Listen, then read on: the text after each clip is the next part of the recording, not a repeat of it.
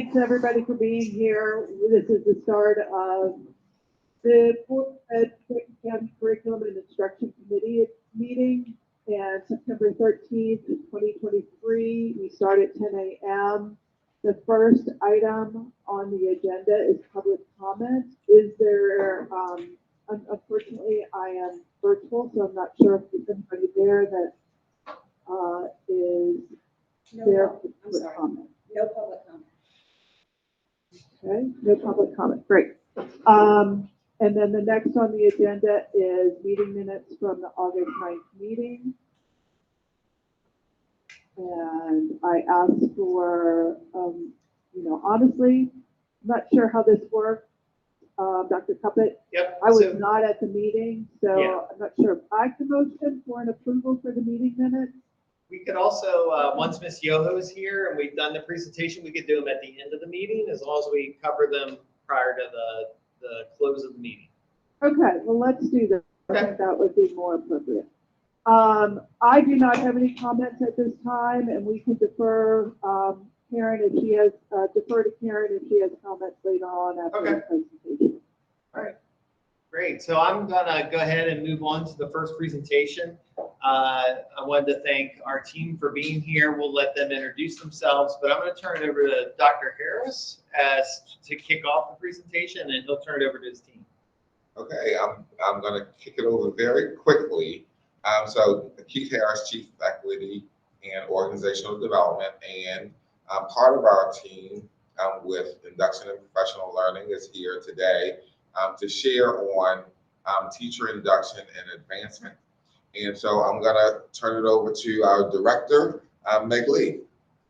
Thank you, Dr. Harris. I'm really delighted to be here this morning. And with me, I have Amy Struntz, Supervisor of Induction and Professional Learning, and Joseph Hinson, our Coordinator of Teacher Career Advancement. And the three of us are going to give you some updates today about opportunities as our teachers enter our system and as they continue to grow throughout their careers in Frederick County Public Schools. So with that, I'm going to turn things over to Amy Struntz. Good morning. It's a pleasure to be here today to share information related to onboarding and induction supports for FCPS new hires. We're just getting started, so Thank you're you. good. I texted Nancy and then promptly left my phone charging with them. I apologize earlier, so please continue. So the slide you're going to see here, the numbers aren't fully populated just due to the timing of this presentation and when things had to be submitted. Our hiring process is still well underway and there's still people being hired. So I'm just going to kind of talk you through what the school year 23-24 looks like currently. So right now, that says 400 plus. Actually, the last time I talked to April Vieira, it was 489. So we are quickly approaching the 500 new hire mark, which is a place we haven't been in quite a while. The number of non-tenured teachers is still hovering around that 1,300 mark. And so again, we'll have a more solid number as the tenure roll report comes out shortly. And then the number of conditionally certified teachers, again, is continually going up. That 88 that was there was probably mid-August. It has continued to increase at this point. The important thing to note about that number is that is 88 conditionals this year. And so that adds on to the ones that were hired last school year as well. And then some also due to COVID had the 3-year conditional. So that will be added on to the ones prior to that. So at this point, we're probably looking somewhere between 225 to 250 at this current moment of conditionally hired teachers, which is a very large number indeed. And so when you look at all of these individuals, one of the first things we do as a team is just to make sure that they have a strong start with FCPS. And so we begin that with our new hire symposium held every year in August, which is a 4-day onboarding. And we had this year 414 of those new hires in attendance. So that was a great number. And hopefully they were able to build some relationships, make some connections, start learning about the curriculum and assessments, and start their school year strong.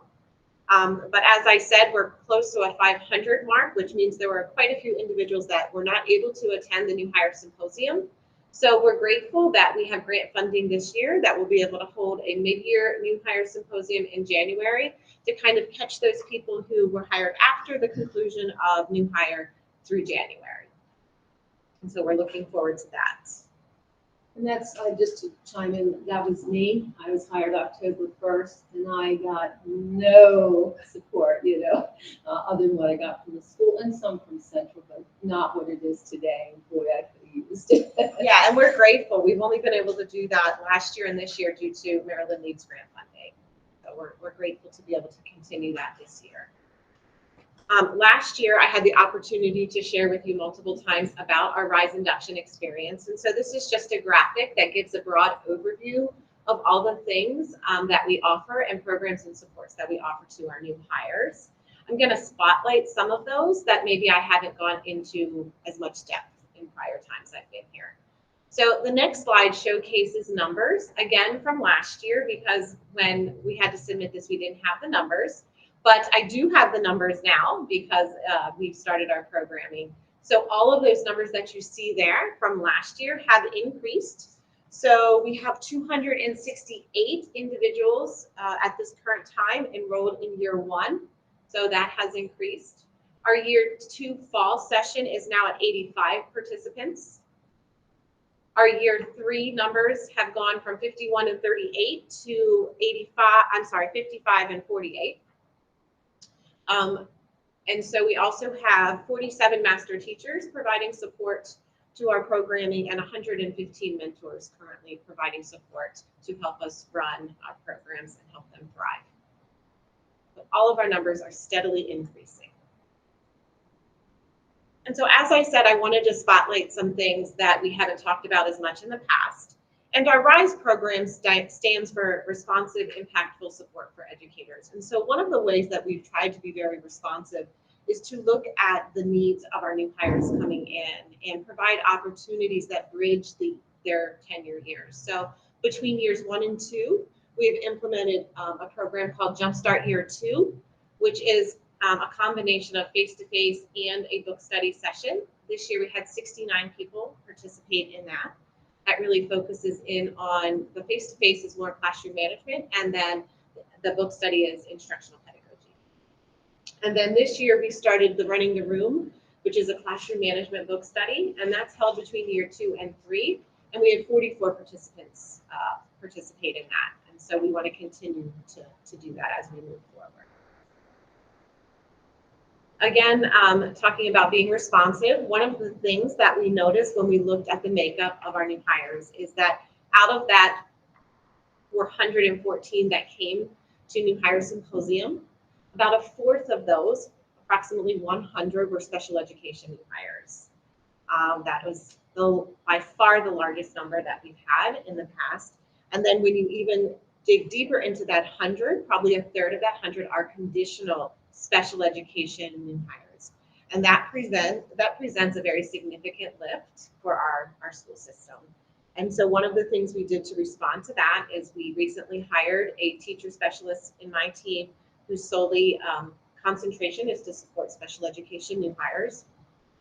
And right now we're actually kind of fine-tuning it even further and focusing in on conditional special education new hires for her focused support.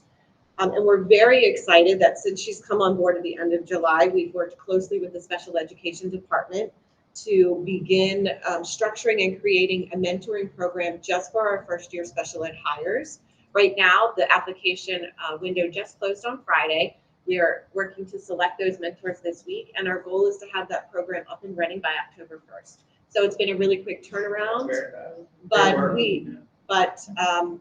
that's where a lot of our focus has gone into because we know how important it is to get those supports in place for those new hires. So our goal is by October 1st, we'll have those people hired, trained, and ready to go.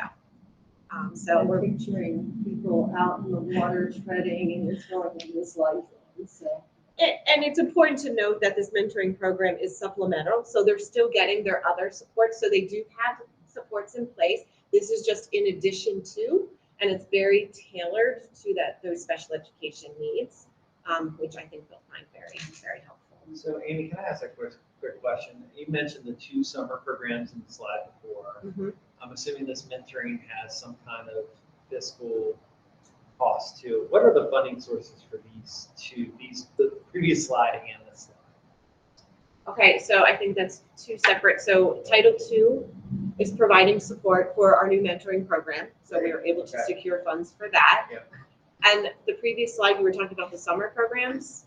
That's Title II as well. Title II as well.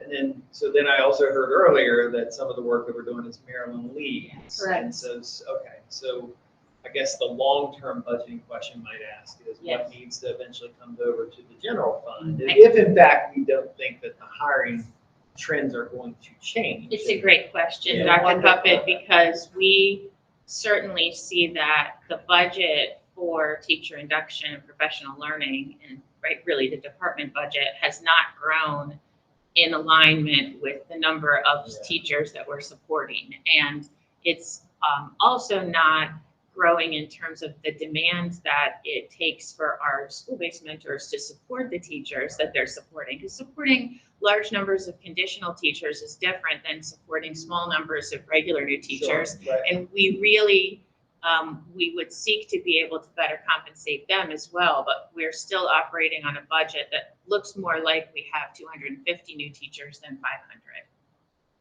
Okay. And it does present a significant challenge. I Okay. mean, we had to kind of figure out how we were going to fund the mentoring program, but we knew that it was a kind of must do. So Yeah. how are we going to make it work? Because it's very needed. Thank you, that's all. And so you kind of just brought up the induction leaders. And so we couldn't do our programming without the support of our induction leaders. And our induction leaders kind of encompass our mentors, our school-based mentors, now to include our special education mentors, and then also our master teachers that are our content area supports. And so we're working to build their capacity as well. And so two of the things that we did last year to supplement their work is to provide professional learning in the teaching walkthroughs resource, which is an instructional and coaching resource, and then also provide professional learning on working with adult learners and supporting our adult learners in our buildings. And so again, talking about our levels of support, one of the things that was negotiated last year with FCTA was in lieu of FPT for our early career teachers, they would have professional learning on a day in October. This year, it is October 20th, 2023. We are going to mirror the structure that we implemented last year, where new hires will go to a designated location, and in the morning, they'll engage in those curriculum sessions led by CII team. And then in the afternoon, they'll have some choice sessions that they can choose depending on their area of professional growth. And last year, we had 48 options. So regardless of where it was, they wanted to target their professional growth, there was something for everyone. This year, we're still kind of in the planning phases, but it will mirror a similar structure. So we're excited about that opportunity. If I just interrupt, I was actually there as an observer from the board the day we presented the idea. And so of course, I don't know what the internal workings of FCTA did, but I never sensed any resistance.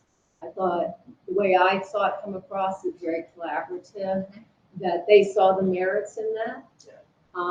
And so that's a win-win for both. Can you just talk, if anybody, we'll bring up this meeting, and I'm going FTP, FPT, anyway, if Sorry. you could explain what that. So teachers that have more than 3 years of experience in our contract have flexible professional time, which is 7 hours of time that they can use throughout the school year, either in curricular-based planning or collaborative planning, and every year it kind of is tracked a little bit differently.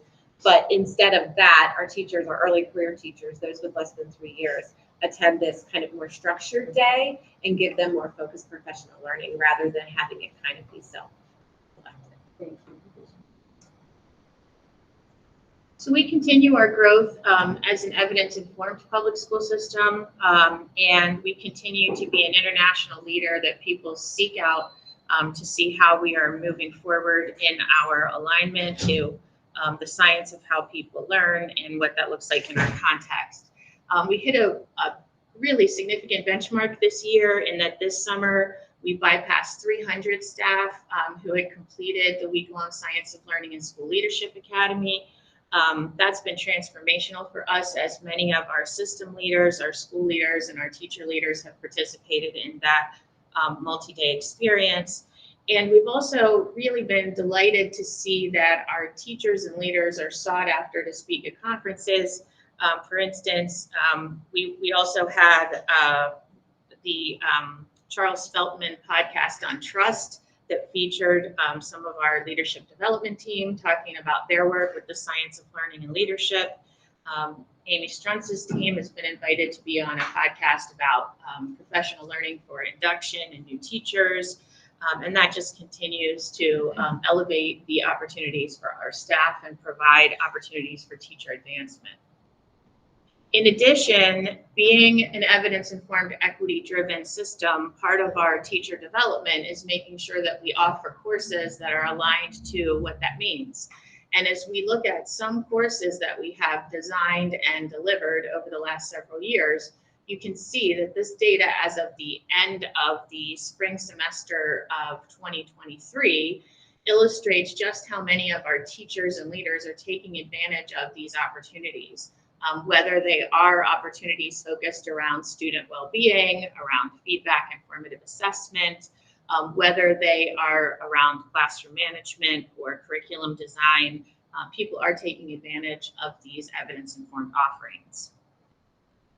As I mentioned, we hit a benchmark with our Science of Learning and School Leadership Academy participation this year, and it was also the first year that the Academy expanded to include satellite sites, both in the United States and Mexico.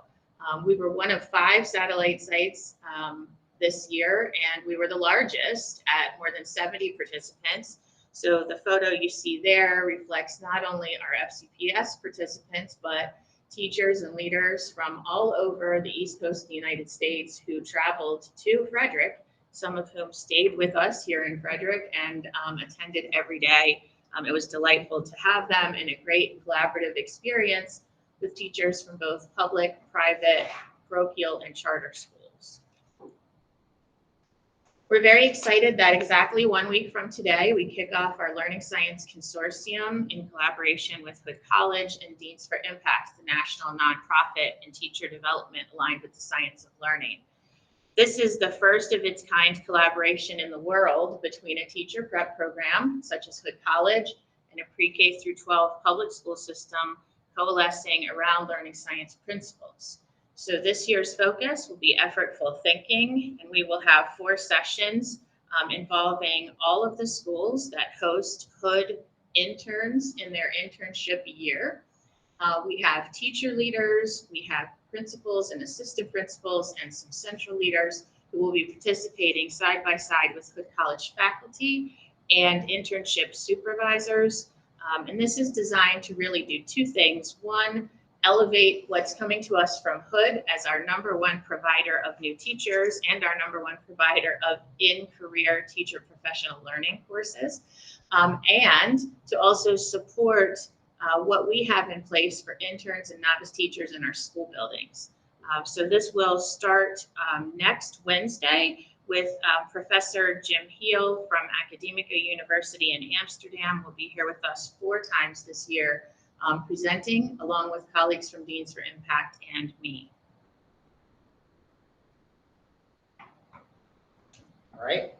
Good morning, members of the board, CII. Again, my name is Joe Hinson. I'm coordinator of teacher advancement for equity and organizational development. I'm honored to be with you again today as we highlight some of the programming and supports that are being provided to educators throughout FCPS. So one of the big focus areas for our team is to offer professional learning and professional development designed to build leadership capacity and to nurture confidence in our teacher leaders throughout the system. And so one area that we've had a very exciting response has been with the Dare to Lead book study, which is based on the work from Brene Brown. So this past summer, we had 2 different sections that were comprised of up to 30 educators that could participate in that opportunity. And not only did we fill both of those cohorts very quickly, but we also had a wait list of educators that wanted to be part of that experience. 2 other big rocks that we're, as a team, that we're supporting right now is the creation of the development of the teacher leadership standards and collaboration with some subcommittees connected to the Maryland Blueprint. And so the goal of creating the teacher leadership standards was to create and provide this vision of excellence and to showcase common language for educators. So they have this vision of, what to strive for as they grow in their leadership capacity.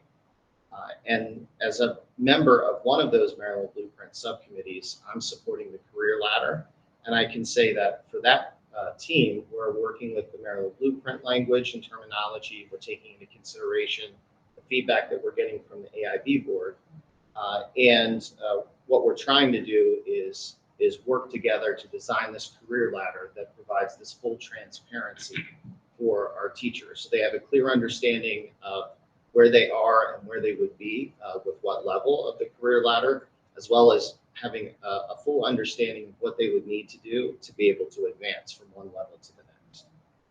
And so it's nice to kind of be a part of that committee and knowing that we're still in the development stage, but our goal would be to have the career ladder ready to go as of July 2024, based on the guidelines with the Maryland Blueprint. And I won't put you on the spot, I'll ask this as a rhetorical question, but because in my mind, roaming around there, school boards, we put pre-K expansion at the top, every school board in Maryland and Maine, that's our top. But it kind of goes with the career ladder as well. Space is one, so in there, in my mind is, okay, where are we putting people so they can collaborate? How are we covering all the, 60-40 and all that? So just as you're going, I know these are things you're thinking about when you have some answers. We'd love to hear some of that. Absolutely. So for me, I've reached the 1-year mark being part of this team. And over the 12 months that I've been a part of the team, I've had a chance to kind of speak with educators, to answer questions, to assist them in the advancement opportunities that are available to them.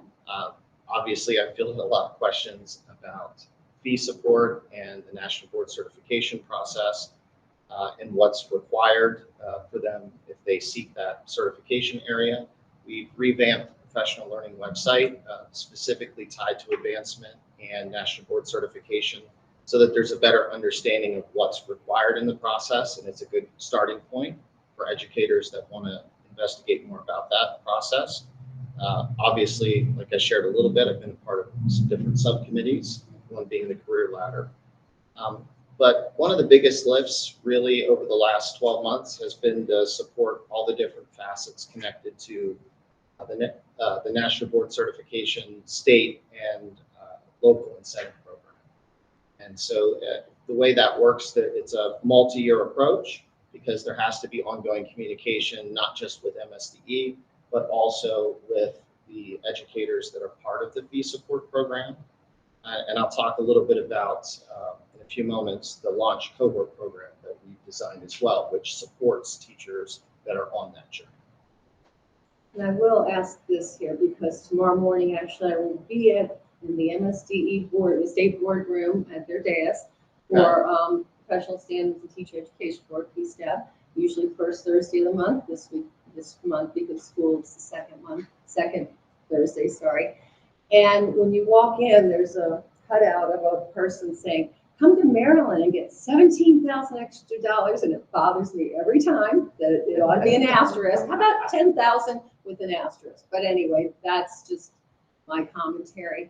But with PSTEP, we've noticed this conflict between the blueprint really pushing National Board Certification, and yet in COMAR, there are still places where, say, mentors, there's some confusing language. I know Darren Hornbeck, who is a teacher here in the county, is the vice chair of that, and he's pointed out, well, wait a minute, here it says with a master's degree. Yeah, so are you finding those places of confusion? So I will say, as part of some of the discussions that we've had with the career ladder, like we've talked about those elements, when you look at the framework, like the foundation or the base is the idea that to go from a level 2 to a level 3 on that continuum, one of those options states that the teacher needs to have a National Board Certification or a master's in one of those areas that's not part of the 25 certification areas for a National Board Certification. And so I know that we've had some of those discussions in wanting to honor the master's degrees that many of our educators have sought for. And I know that that's been some discussions with the AIB board. I don't know if they've made a decision yet where they want to go with that, but you're right, there is some conflict there. Because if a secondary math teacher gets a master's in mathematics and special education, well, since there's a secondary math national board certification, then there's a bit of a conflict there. So I would agree, it's still going to come down to more of that feedback that we get through the AIB board. And Ms. Yoho, I think you're pointing out kind of things that have to be worked out, because one of the things that we want our high school teachers to have is, if possible, a master's in their content area, because that makes them eligible to be credentialed to teach dual enrollment, which is also part of the blueprint as far as CCR pathway. So, are we then saying that we want high school teachers to do both a master's and a national board? Because that doesn't sound like the kind of language that's coming out of the career ladder. So there's a lot of these questions that are floating around because there seems to be almost like competing priorities. And so hopefully as we move towards getting the career ladder, we'll have an answer for that. And I would say our higher education partners are in the same perplexing position. In talking to many of them, they're trying to figure out how to incorporate the coursework to prepare people for a national board certification into a master's program so that they can continue to offer the traditional masters, but people will not be faced with the very choice that you're talking about and Dr. Cuppet's bringing up. Just because Joe and I work together on Career Ladder, and I had an opportunity just last week to attend a conference where they were talking a little bit about this very thing. So obviously everything on the Career Ladder is negotiable, so we're working closely with our union partners for that. AIB hasn't been amenable at this point to considering other criteria for level 3. That doesn't mean that we can't create options for career ladders and put those forward. But one of the things that we've talked a lot about needing to be really intentional about is building lateral movement within a career ladder rung, so that, if a teacher has a master's degree and isn't in a place where they're interested in becoming nationally board certified, we still want to provide professional growth opportunities that are salary enhanced as they move through perhaps a level 2 that's horizontally built out. That's a big part, of our work. And the other piece that we're going to have to really think carefully about is current positions that we have in our system that sound very much like the responsibilities aligned to some of those positions that require a national board, and how we might consider phase-in opportunities within the career ladder. And, I don't love the term grandfathering, but just considering how we honor where people currently are and also stay true to the intent of the career ladder, which is very clear through the AIB's language. So, we're taking it all in and working together. We are very, very grateful for our FCTA partners who have been with us at every part of this so that we can try and work together now to make the negotiations process a bit smoother. It's been very transparent and we've appreciated that, but it's a big lift. So thank you. So what we can see on this slide here, again, right now, we do not have a lot of educators throughout the system that have their national board certification. We have 56 currently, and the vast majority of those educators are working in buildings, working with kids day in and day out. I had shared earlier that there are 25 different certification areas in regards to an educator getting their NBC. And for us as a system, primarily our educators fall into 4 categories: secondary science, secondary social studies, mathematics, ELA, and then generalist elementary. I can also share with you that, again, we're seeing this spike, right? So last year when I had presented with you, in around February or March, we had 96 educators that had sought fee support for last year's cycle. So out of those 96 candidates, around 72 submitted all 4 components. So they're waiting to hear at this point they're going to achieve their national board certification. And they will get that communication early December. But I share that with you because as of this morning, we have 147 educators this year that have applied for fee support. So again, you can see that spike. And part of why there needs to be a lot of communication with MSDE is because we have teachers that kind of fall under different categories. So they may be an initial or new candidate that is working towards their national board certification and they're starting. So that's one category. We have some educators that started that journey last year or 2 years ago, and they're considered continuing candidates because they can take up to 3 years to submit all 4 components. We have quite a few candidates that are retakes because they've applied for fee support in case they don't achieve and they have to retake a component. And then this year, we actually have 2 educators that are in the MOC or maintenance of certification. And so just like any of our other educators that have a Maryland certificate, every 5 years, a teacher that has a national board certification, they have to go through that renewal. So part of that fee support program, MSDE and FCPS pays for that recertification process. So I'm a little familiar with some of the components, just hearing people talk, and I know how difficult it is to do it on your own. Cohorts work better, and thankfully, very wise to put somebody there that they can tap into. I'm sure that's very helpful. What do they have to do for recertification? So it's a condensed version. So it's sometimes, depending on where they are, it could be part of one component or another. But it is much less intensive as part of the renewal process. There's some questions that they have to go through and respond. There's some reflections based on data that's collected with student groups. And then they submit that to educators that work through the National Board for Professional Teaching Standards organization. And then they go through a scoring process with different types of rubrics. What I can say is, based on the research, NBPTS continues to emphasize that when a teacher has achieved national board certification, over 99% of educators that seek the MOC, they achieve. So it is not nearly as rigorous of a process. And I can tell you this year that one of the changes that we made based on the FCPS launch support program, last year, one of our cohort groups was comprised of educators that already had their certification and they were seeking their MOC. Based on the interest and the feedback and the amount of people that applied for launch this year, we actually removed that cohort.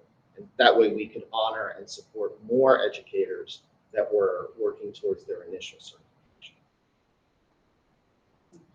And so just to give you a little background about our cohort this year versus last year, this year we kept into consideration a lot of the same supports that we had last year. We still have 8 nationally board certified educators that are facilitating those monthly sessions with the teachers that are part of the support program.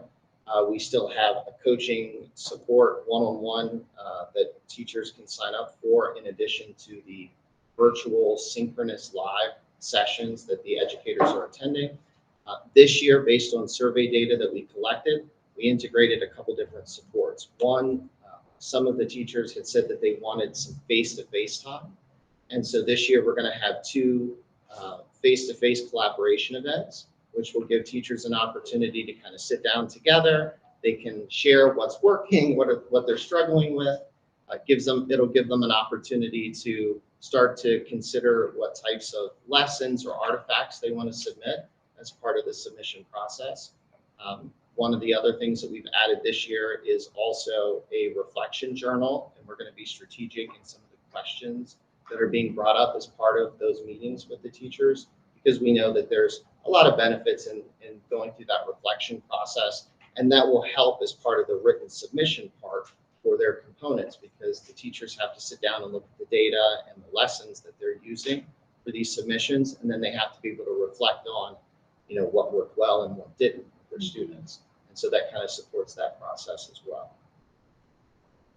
The final piece that I wanted to share is that this year we're going to also expand on this feeder pattern visits, where I and 1 or 2 nationally board certified teachers will go and visit with multiple feeder patterns and give teachers an opportunity to kind of come in and truly ask questions, whether it's just about advancement or what options they have available, or if they have questions about, again, what's involved with the National Board Certification process. We want to honor that. So being able to go and sit down with them and give them an easy opportunity to ask those questions.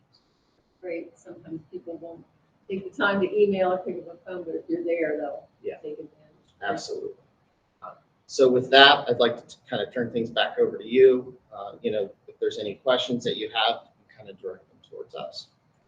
I think I asked my questions through, and did Mr. J by any chance join? Or he's in England, so I'm like, boy, he would have had to have gotten up. But he did text me, but I didn't get to read before I left my phone at home. So anyway, I think I asked most of my questions and here, but I did, since we're early, if Ms. Lee could talk about last weekend and Well, how it went. I was at the United Kingdom's Research Ed National Conference last weekend, talking a little bit about Frederick County Public Schools and what it's like to try to create an evidence-informed school system that's this large. For context, in the UK, and there were about almost 3,000 educators at this event, their organization of schools and trusts are largely a lot smaller. So in some cases, 4,000 students, in other cases, in their largest groups, maybe 10,000 students, but to be over 45,000 is a scale that they have a lot of questions about, and they want to know whether some of the things that have moved the work along in our context may be useful for them. But more than that, it was a really wonderful opportunity to connect with a lot of international experts who have expressed a lot of interest in visiting us, several of whom will be here in October, some others who will be here in April, some nice connections for both our curriculum team, our administrative leaders, and so it's always a pleasure to do that. And of course, not on the school system's dime. I always like to say that to make sure that the public knows they're not funding someone jet setting over the country. But it's always a good opportunity, and it's exciting to hear educators in an international context talking about Frederick County Public Schools and the fact that they would love to come to Maryland and see what that would be like. Always exciting. Named after Queen Henrietta Maria, right? And I just want to say, we had our the room was full, not just our delegation, we had city and county elected officials here on Monday evening, and as well as staff presenting. And I just feel like Frederick County Public Schools is just like percolating in such a good way. And we've got you all doing this great work, and we've got Dr. Sergo. I see her tweets all the time, and promotion. She's a good salesperson. And when I run into people from Montgomery County, they say, "You stole Dr. Dyson and Dr. Sergo." I said, "Wait a minute, we stole Dr. Dyson. She stole Dr. Sergo." Right. So just don't be mad at us for both of them. But I'm noticing the board has noticed on staffing how many experienced teachers are coming here. That is definitely a new trend. And sometimes they're taking a cut and pay to come here. But climate, good things happening. I said, well, how do you change climate? They're like, well, we cut off emails. I'm like, oh, there's actually a concrete way. I mean, as a teacher myself, I'm like, how do you make this? How do you get work-life balance? I never did it. And so some actual concrete ways, and then the exciting work you all are doing to support the teachers. And it's good things are happening. We've got such quality people working for the system. So the board notices, and we thank you, and very appreciated. So we do have one business item. Ms. Allen was not at the previous meeting, and so she deferred approving the minutes from the last meeting to you. Okay. So I didn't know if you had any adjustments or changes to the minutes. I did not, and she did not mention any, but And then looking at the schedule for the next meeting, Ms. Yoho, we're going to be digging into a pretty good chunk of content. So we're going to be looking at CCR pathways. So you're going to have reports from, as you remember, in Pillar 3, we divided Pillar 3 into 2 different groups. And so there's a 3A and a 3B. So in 3A, you're going to hear about dual enrollment, advanced placement, IB, and then in, I think 3B is the CTE one. You're going to hear about apprenticeships, programs of study, those types of things. So there's a good bit coming at the next meeting.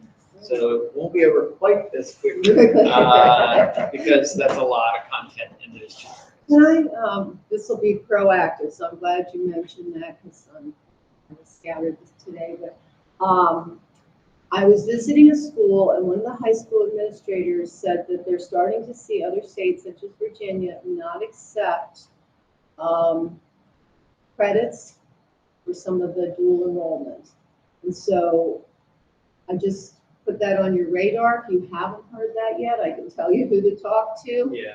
And because it's going to disincentivize kids to do that if they're, or it may or may not, but they're not going to be able to use it, you know, because it's cutting into the tuition that other states collect. So it just, you know, it was kind of an interesting turn of events that I would never have anticipated. Yeah, and so there's a couple of things we'd have to dig into there. One, it depends on what those courses are. So if we started to hear, for instance, that English 101 was not being accepted by another state, that would be a lot more alarming than if a student had taken a course at Open Campus that's not part of like what we call the core courses. That'd be one thing we'd have to look at. The other thing is that, you know, one of the intents of having high levels of dual enrollment is compressing the education system in Maryland, right? So that reducing the cost for taxpayers. Right? So if we can get you through your K college experience, and perhaps even a year or more quickly, then that reduces taxpayer burden. And I'm not sure Virginia and Pennsylvania cares about that particular goal. So and the one thing we've always known, and this is where I think our advising is really important, is if students have a pretty good idea of where they would like to go, our counselors will encourage, find out what this college, liberal arts college in Vermont would like, which might be very different than what, say, Virginia Tech would want, or Ohio State. And so in our advising process, it's really about, okay, so this college in Vermont is a big fan of, for instance, AP courses. So then schedule your AP education. You know, some universities have a big leaning towards international baccalaureate. So if you know that's where you want to go for college, then maybe you apply and move to try to get into the IB program. So, but yeah, if you want to shoot me the name, I could reach out to that administrator and see what we're hearing. We do follow, and I think actually Maryland just recently strengthened its own transferability law. So Diana Sung and I met this morning with Scott and Kathy, and she mentioned that, and correct me if I'm wrong, but legislation recently in Maryland is now requiring four-year institutions who are receiving kids who have AP scores at a 3 that were accepted into the community college to now transfer that 3 without saying, well, we don't accept a 3, we accept a 4. So Maryland is doing a lot to try to strengthen transferability. And what control we have over neighboring states is probably going to be limited. But if we are starting to see a pattern, we could alert students to that. Like, hey, look, just letting you know, we've heard this course isn't transferring in certain places. So where do you want to go? I'm going to go to University of Maryland, or I'm going to go to Salisbury, I'm going to go to Frostburg. You're probably going to be okay with transfer. Thank you. Yep. Like I say, it was in my head, and when you started talking about it, I'm like, oh, let me throw that out proactively rather absolutely. than dumping it at the next. Yep. And I think Diana would be able to address any of those questions next month. We good? Thank you so much. Thank Thank you. you. All right. Meeting adjourned.